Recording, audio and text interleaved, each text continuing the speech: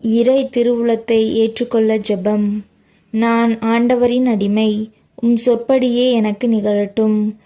எங்களோடு பேசி உறவாடி கொண்டிருக்கும் உயிருள்ள கடவுளே இறைவா, எனது விருப்பு வெறுப்புகளை நான் முன்வைத்து வாழ விரும்புவதால் பற்பல பிரச்சனைகளுக்கும் உடல் உள நோய்களுக்கும் ஆளானேன்.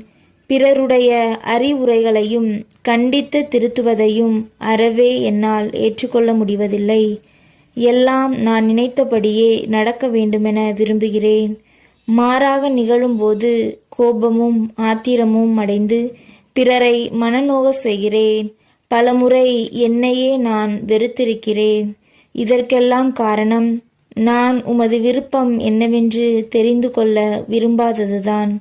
என் பாவத்தை மன்னித்து உமது திருவுளத்தை ஏற்கும் மனப்பக்குவத்தை தந்து என்னை வழிநடத்த வேண்டுமென்று எங்கள் ஆண்டவராகிய கிறிஸ்து வழியாக உம்மை மன்றாடுகின்றேன். ஆமேன்.